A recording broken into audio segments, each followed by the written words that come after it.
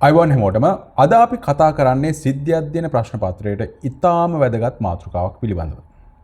අපි දන්නවා පාසලක් පරිපාලනය කරද්දී නීතියෙන් හැම දෙයක්ම කරන්න බෑ.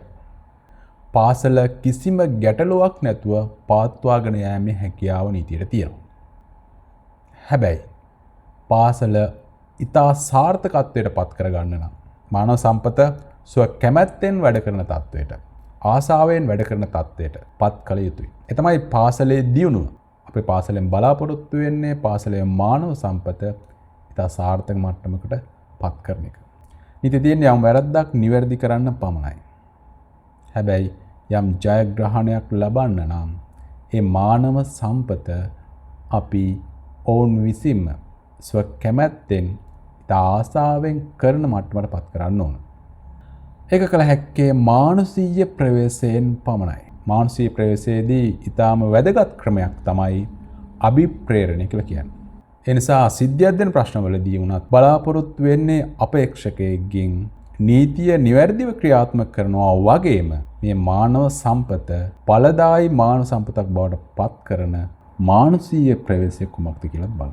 ඒක තමයි ඊටාම වැදගත්ම කොටස. නීතිය වැදගත්. හැබැයි ඊටාම වැදගත් මානසීය ප්‍රවේශය මගින් කොහොමද මානව සම්පත ඵලදායි මානව සම්පතක් බවට පත් කරන්නේ කියන එක. ඒ නිසා සිද්ධි අධ්‍යයනයට අභිප්‍රේරණය කියන එක ඉතාම වැදගත්. අද අපේ වීඩියෝ එකෙන් පාසලකට අවශ්‍ය විදුහල්පතිවරයෙකුට අවශ්‍ය අභිප්‍රේරණය ගැන සියලු දේ අපි කතා කරනවා. ඒ වගේම වීඩියෝ එක අවසානට අපි ප්‍රායෝගික සම්පූර්ණ සිද්ධි අධ්‍යයන ප්‍රශ්නයක් එහි පිළිතුරු සමග සාකච්ඡා කරනවා. එනිසා සම්පූර්ණ වීඩියෝ එකම හොඳ අවධානයෙන් බලන්න කියලා හැමෝටම ආරාධනා කරනවා. හරි, මුලින්ම අපි අභිප්‍රේරණය කියන්නේ මොකක්ද කියලා දැනගන්න ඕනේ. අභිප්‍රේරණය කියලා කියන්නේ සරලව කියනවා නම් පුද්ගලයෙක් ලවා වැඩ කරවා ගන්න ඔහුට ලබා දෙන මානසික තල්ලුව තමයි අභිප්‍රේරණය කියලා කියන්නේ. කළමනාකරණ විද්‍යාවේදී මේ හඳුන්වන්නේ අරමුණක් ජය ගන්න පුද්ගලයෙක් තුළ ඇතිවන කැමැත්ත කියලා. හරි, අපි උදාහරණයක් බලමු. අපි දන්නවා පාසලේ ගුරුවරු උගන්වනවා. හැබැයි ගුරුවරයා කැමති වුණත් අකමැති වුණත් එයාට උගන්වන්න සිද්ධ වෙනවා. හැබැයි මෙතනින් ඊටාම වැදගත් වෙන්නේ, ඊටාම වටිනා දේ මොකද්ද?